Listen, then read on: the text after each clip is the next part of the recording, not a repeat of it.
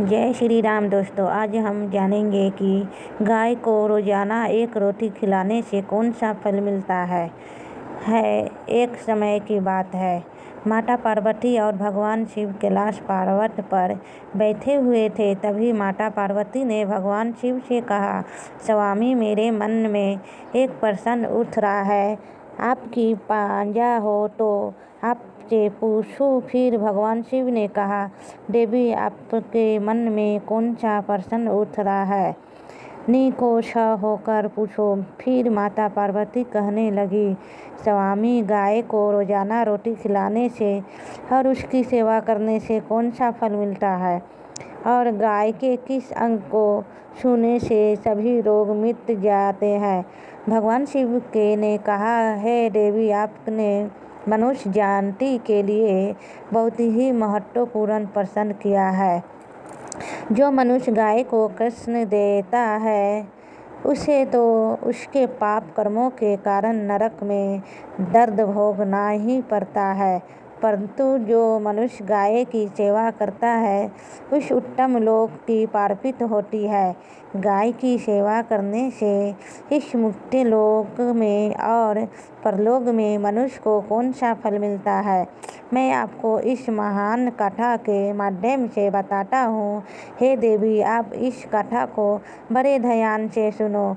फिर माता पार्वती कहने लगी, हे स्वामी, यह मेरा सौभाग्य है कि आपके मुख से मुझे यह महान कथा सुनने को मिल रही नहीं है। मैं इस कथा को बड़े ही ध्यान से सुन रही हूँ। फिर भगवान शिव कहने लगे, हे देवी पार्वती, प्राचीन समय की बात है, मध्यम देश में एक बहुत ही सुंदर और रमणीय नगरी थी। उस नगरी में सेवटकेट नाम के राजा राज करते थे। वे सदा धर्म का पालन करने वाले गुणवानों, चरित्रवानों और धर्मात्मा राजा थे। उन्होंने धर्म पूर्वक अपनी प्रजा का पालन किया और अपनी प्रजा को स्वयं ही प्रसन्न रखा, पर प्रजा स्वतः ही उनसे संतुष्ट रहती थी। जम्मू देश की राजकुमारी मीनाक्षी महाराज श्वेतकेतु की पत्नी थी। महाराणे श्वेतकेतु और महारानी मीनाक्षी बड़ी ही प्रसन्नता के साथ रहते थे, परंतु अनेक वर्ष बीत जाने के बाद भी महारानी के गर्भ से कोई संतान नहीं हुई। तब महाराज श्वेतकेतु एक में बैठकर सोचने लगे कि मैंने कभी कोई पाप नहीं किया और मैंने सदैव ही धर्म के मार्ग पर चल कर ही सभी कार्य किए हैं, फिर भी मेरे किस दोष के कारण मुझे संतान का सुख नहीं मिला। इतना सोचकर वे बहुत चिंतित हो गए और फिर उनके मन में एक विचार आया कि इस समस्या का समाधान केवल क्षत्रिय जिंदगी ही कर सकते हैं। वे ही मेरे इस दोष के बारे में बताएंगे और पुत्र प्राप्ति के लिए कोई ना कोई उपाय जरूर बताएंगे। इतना सोचकर वह महाराज श्वेतकेतु अपनी पत्नी मीनाक्षी के साथ त्रिशृंगी के आश्रम में पहुंच गए।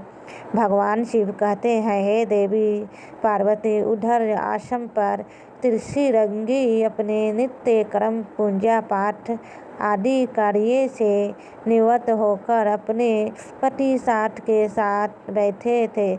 उसी समय महाराज श्वेतकेतु महारानी के साथ उनके पास जाते हैं और जाकर उनके दर्शन करते हैं। फिर त्रिशृंगी ने महाराज श्वेतकेतु का स्वागत किया और उनकी पत्नी शांता ने महारानी का स्वागत किया और उनको कुशल मंगल पूछते हुए उन्हें आशीर्वाद दिया। फिर त्रिशृंग महाराज श्वेतकेतु से कहने लगे, हे राजन, सब कुशल मंगल तो है ना आपका और महारानी का, आज अचानक मेरी कुटिया में पधारने का क्या प्रयोजन है। किस कारण से एक महान सम्राट को अपना राजपाट छोड़कर इस जंगल में आना पड़ा। फिर राजा श्वेतकेतु ने कहा, हे तीर्थक्षेत्र में आपसे सहायता मांगने के उद्देश्य से आया हूँ। कटपाया, आप मेरी सहायता कीजिए, मैं बहुत दुख में हूँ। फिर ऋषि सुशंतगी कहते हैं, हे राजन, आपके जैसे महान सम्राट को भला किस प्रकार की सहायता चाहिए। आप तो स्वयं सभी की रक्षा एवं सहायता करने में सक्षम है। महाराज श्वेतकेतु ने कहा, है ऋषि क्षेत्र में आपके पास यह जानने के लिए आया हूँ कि किस दोष के कारण मुझे अभी तक पुत्र की प्राप्ति नहीं हुई है। कटपा, आप अपनी दिव्य दृष्टि से देखकर मुझे मेरा दोष बताइए और उस दोष के निवारण के लिए उपाय भी बताइए। पुत्र के बिना मेरा जीवन व्यर्थ हो जाएगा, मुझे मुक्ति नहीं मिलेगी। भगवान शिव कहने लगी, है देवी पार्वती। तब ऋषि सुशंतकी कहते हैं, हे राजन, मैं अवश्य ही आपकी सहायता करूँगा। फिर ऋषि सुशंतकी अपने दिव्य दृष्टि से महाराज के भविष्य को देखने लगते हैं तो राजा श्वेतकेतु एक दोष के बारे में पता चलता है। ऋषि सुशंतकी महाराज से कहते हैं, हे राजन, आपसे एक बहुत बड़ी भूल हुई है जिसका आपको नहीं है। जब आप इंद्रलोक में देवराज इंद्र से मिलकर लौट रहे थे, तभी रास्ते में एक कल्प वृक्ष के नीचे खड़ी गाय और उसके बछड़े को आपने नजरअंदाज कर दिया था। वह गाय और वह बछड़ा अत्यंत भूखे और कष्ट में थे। आपने उस कामधेनु गाय को ना भोजन कराया, ना ही उसे प्रणाम किया। उस गाय ने आपसे सहायता भी मांगी थी, परंतु आप अपनी प्रसन्नता में खोए हुए थे और आपको उस गाय की पुकार सराही नहीं दी। आपके इस कर्तव्य को देखकर वह गाय बहुत दुखी हुई और उस गाय ने आपको श्राप दे दिया है। राजन, जो मनुष्य गाय को कष्ट में देखकर उसकी सहायता नहीं करता, भूखे गाय को भोजन नहीं कराता, उसे तो महापाप लगता ही है और उस गाय के शाप के कारण ही आपको कोई संतान नहीं हुई है। इस प्रकार से ऋषि सुशंतकी ने महाराज श्वेतकेतु को उनके दोष के बारे में बताया, जिससे सुनकर महाराज बहुत दुखी हुई और पश्चाताप करते हुए कहने लगे, हे मैंने क्या कर दिया, मुझे अपने आप पर शिकार है। मेरी ही मूर्खता के कारण आई गाय को और उसके बछड़े को इतना दुख सहन करना पड़ा। मुझे तो एक राजा बने रहने का भी कोई अधिकार नहीं है। महाराज ऋषि रंगी से कहते हैं, हे ऋषि क्षेत्र में अपनी इस भूल को सुधारना चाहता है। कटपा, आप ही मुझे कोई उपाय बताइए जिससे मैं इस घोर पाप से मुक्ति पा सकूं। मेरा अपराध क्षमा के योग्य तो नहीं है, परंतु फिर भी मैं प्रायश्चित करना चाहता हूँ। भगवान शिव कहने लगे, हे देवी पार्वती। फिर ऋषि सुशंतकी ने कहा, है राजन, आप दुखी ना हो, इस दोष से मुक्ति का उपाय मेरे पास अवश्य है। आप मेरे आश्रम में बंधी हुई गाय की सेवा करो। यह गाय उसी की पुत्री है जिसकी आपने सहायता नहीं की थी। अपनी पत्नी के साथ मिलकर तुम इस गाय की सेवा करो और उसकी आराधना करो, तुम्हें अवश्य ही पुत्र प्रदान करेगी।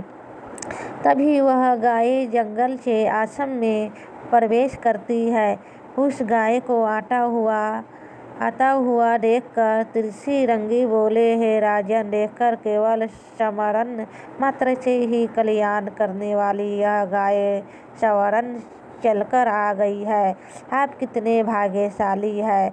यह गाय निश्चित ही आपके दुख दूर करेगी। आप जंगल में इस गाय के पीछे पीछे चलकर इसकी सेवा करो। जंगल में रहने वाले हिंसक पशुओं से इसकी रक्षा करो और आश्रम में लौट आने पर रानी मीनाश्री इस गाय की सेवा करेगी।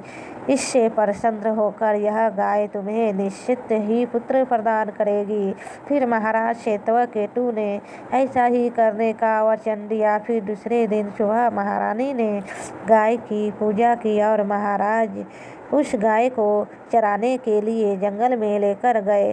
जब वह गाय चलने लगती है तो महाराज उसके पीछे पीछे चलते और इधर उधर से हरी हरी घास लाकर उस गाय को खिलाने लगते।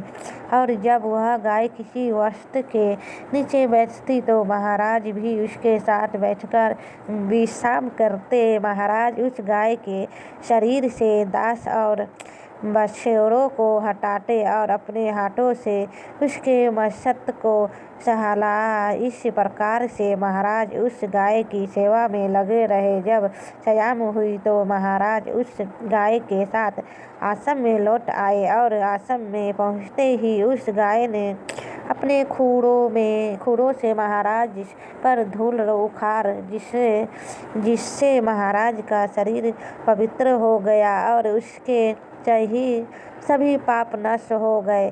फिर महारानी मीनाश्री ने आगे आकर उस गाय का पूजन किया था। बार बार उनके चरणों में मस्तक झुकाया। फिर उस गाय की प्रदक्षिणा करके हाथ जोड़कर रानी उसके आगे खड़ी हो गई। फिर उस गाय ने उस रानी की पूजा को स्वीकार किया और रानी पर अपनी दृष्टि डालकर उसके सभी दोषों समाप्त कर दिए। गाय की दृष्टि पड़ते ही रानी अंततः पवित्र हो गई। इस प्रकार से महाराज श्वेतकेतु को उस गाय की सेवा करते हुए 1 महीना बीत गया। भगवान शिव कहने लगे, हे देवी पार्वती, फिर एक दिन जब महाराज गाय को लेकर जंगल में गई तो वह ये चलते चलते हिमालय पर्वत पर चली गई और महाराज भी उसके पीछे पीछे चले गए। वहाँ उस पर्वत पर खड़े होकर महाराज हिमालय पर्वत की सुंदरता को निहार रहे थे। इतने में ही एक शेर ने आकर उस गाय को बलपूर्वक दबोच दिया। राजा को उस शेर के आने की हटक हुई। उस शेर के चंगुल में फंसी गाय ने करुण स्वर में बड़े ही जोर से चित्कार किया, हे महाराज, मेरी रक्षा करो। हे महाराज, मेरे प्राणों की रक्षा करो। जैसे ही महाराज ने उस गाय की पुकार सुनी तो उन्होंने देखा कि एक भयंकर शेर ने उस गाय को दबोच दिया है और उस गाय की आंखों से आंसुओं की धारा बह रही है। जिससे दहकर महाराज बड़े ही चिंतित हुए और उन्होंने तुरंत ही अपना धनुष बाण निकाला। उस शेर को मारने लगे। नो उसकी परत जा खींची और उसी समय उस शेर ने महाराज की तरफ देखा। उस शेर की दृष्टि पड़ते ही महाराज का शरीर सत्वध हो गया। उनकी सारी शक्ति शिथिल हो गई। उनका सारा बल नष्ट हो गया। अब उनके अंदर उस बार को छोड़ने की भी शक्ति न रही। फिर वह शेर महाराज से कहने लगा, हे राजन, मेरे ऊपर प्रहार करना तुम्हारे बस की बात नहीं है, क्योंकि भगवान शिव मेरी ही पीठ पर बैठकर नदी पर बैठते हैं। इसलिए तुम मुझे मारने की चेष्टा न करो और यहाँ से लौट जाओ। विधाता ने इस गाय को आज मेरा गारस नियुक्त किया है। इसलिए तुम इसमें दखल मत दो। मैं जानता हूँ तुम राजा श्वेतकेतु हो। इस हिमालय पर्वत पर भगवान शिव की बड़ी माया फैली हुई है, इसलिए तुम तुरंत ही यहाँ से निकल जाओ। फिर महाराज कहने लगे, हे जंगल के राजा कटपा, तुम इस गाय को ना मारो। यह त्रिशिरंगी के संपूर्ण मनोरथ को पूर्ण करने वाली गाय है। इसकी हत्या करने पर तुम्हें पाप लगेगा। गुरुदेवों ने मुझे इस गाय की रक्षा और सेवा करने का आदेश दिया है। इस गाय का एक बछड़ा भी है जो आश्रम में इसकी राह देख रहा है। मैं इस गाय को मरने के लिए छोड़कर नहीं जा सकता। तुम भगवान शिव के सेवक हो, इसलिए तुम्हारे हाथ से इस गाय को छुड़ाना मेरे लिए संभव नहीं है। इसलिए है जंगल के राजा, मेरी तुमसे विनती है कि तुम इस गाय को जीवन दान दे दो। इस गाय को बदले में तुम्हें अपना शरीर समर्पित करता, जिससे तुम्हारी भूख शांत हो जाएगी और इस गाय की रक्षा भी हो जाएगी और मेरे वचन का पालन भी हो जाएगा। साथ ही रक्षा के लिए पर्वत त्यागने से मुझे उत्तम गति की प्राप्ति हो जाएगी। इतना कहकर महाराज उस शेर के सामने हाथ जोड़कर बैठ गए और आंखें बंद कर ली। फिर अचानक उस राजा के कानों में आवाज़ आई, हे राजन, उठो, मैं तुम्हारी सेवा से अत्यंत प्रसन्न हूँ। यह सुनकर महाराज उठ खड़े हुए और उन्होंने अपने सामने उस गाय को देखा और वह शेर कहीं आसपास दिखाई नहीं दे रहा था। तब वह गाय राजा श्वेतकेतु से कहने लगी, हे राजन, मैंने ही अपनी माया से शेर का रूप धारण करके तुम्हारी परीक्षा ली है। यह महाराज भी मुझे पकड़ने का विचार नहीं कर सकते। मेरी रक्षा के लिए तुम अपने प्राण देने के लिए तैयार हो गए, इसलिए मैं तुम पर बहुत प्रसन्न हूँ। अब तुम मुझसे वरदान मांगो, जो भी तुम्हारी मनोकामना हो मैं अवश्य पूर्ण करूँगी। फिर महाश्वेतकेतु कहते हैं, हे गौ माता, मेरे मन में जो इच्छा है आप वह अवश्य जानती हो। कटपा, मुझे पुत्र प्रदान कीजिए, मेरी यही कामना है। भगवान शिव कहने लगे, हे देवी पार्वती। फिर उस गाय ने कहा, हे राजन, तुम पट्टे के दौरान में मेरा दूध लेकर इसका पान करो। इससे तुम्हें अत्यंत बुद्धिमान और गुणवान पुत्र की प्राप्ति होगी। महाराज श्वेतकेतु कहने लगे, माता, इस समय पर मैं आपके मधुर वचन सुनकर ही तत्पर हो चुका हूँ। अब आप मेरे साथ आश्रम चलिए। मैं आपकी पूजा आराधना करके तथा मेरे अनुष्ठान को पूरा करके आपके अमृत समाप्त दूध का पान करता हूँ।